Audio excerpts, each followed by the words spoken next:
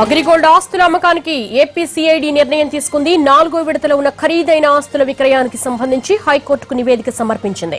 గుంటూరు దగ్గర ఉన్న హాయ్లాండ్ తో పాటు ప్రకాశం జిల్లాలో ఉన్న థర్మల్ ప్రాజెక్టును కూడా విక్రయానికి పెట్టనుంది. వీటితో పాటు మరికొన్ని ఆస్తులు కూడా అమ్మే అవకాశం ఉంది. వీటి ద్వారా సుమారు 1500 కోట్ల రూపాయలు నిధులు సమకూరే అవకాశం ఉంది.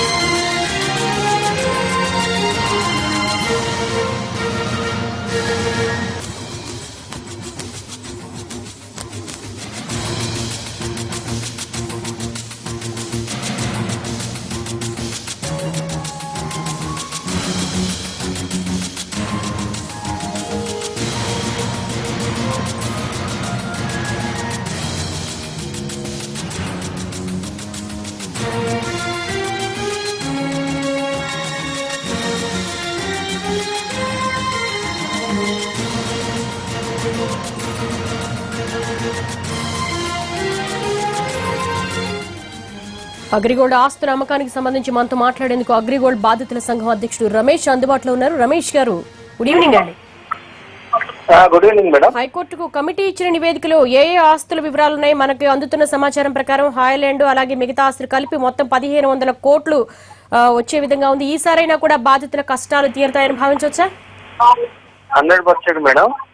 ఎందుకంటే ఈరోజు ఏవైతే కాస్ట్లీ ప్రాపర్టీస్ ఏవైతే ఉన్నాయో ఇప్పుడు దాకా ఏవి కూడా ఇప్పుడు జరిగినటువంటి మొదటి విడత వేలంలో పెట్టలేదు, అలాగే 2వ విడత వేలంలో కూడా పెట్టలేదు. కాబట్టి మనకు 3వ విడత వేలంలో అగ్రిగోల్డ్ హెడ్ ఆఫీసు తర్వాత పంజాగుట్ట ఆఫీసు బిల్డింగ్ అనేది పెట్టడం జరిగింది.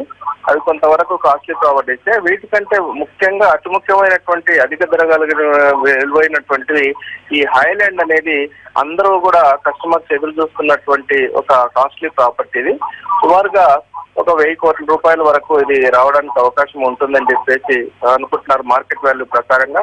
అలాగే థర్మల్ ప్రాజెక్ట్ కూడా ఇది కూడా ఒక కాస్ట్లీ ప్రాజెక్ట్ కాబట్టి వీటి మీద సుమారుగా ఒక 1500 కోట్ల వరకు కావచ్చు అని చెప్పేసి మేము ఎక్స్పెక్ట్ చేస్తున్నాం.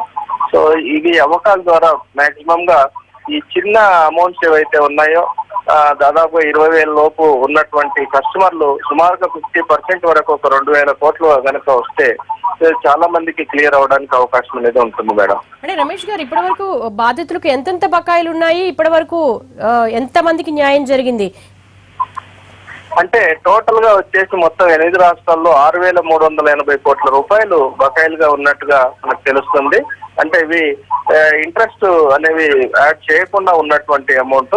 ఇవి కాకుండా ఇంకా కొన్ని యాడ్ కానీ స్కీమ్స్ లో కూడా వాళ్ళు సిఐడికి కానీ అటు గవర్నమెంట్ కానీ కొన్ని వివరాలు అనేవి అందజేయలేదు.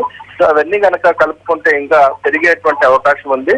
సో ఏదేమైనా కూడా ఒక 2,000 కోట్ల రూపాయలు ముందుగా కనుక కోర్ట్ అకౌంట్ లో జమ అవుతే దాదాపుగా 20,000 రూపాయల లోపు ఉన్నటువంటి కస్టమర్స్ చాలా మటుకు వాళ్ళకి ఉపశమనం అనేది లభిస్తుంది. చాలా మటుకు క్లియర్ అయ్యేటువంటి అవకాశం అనేది ఉంది మేడం.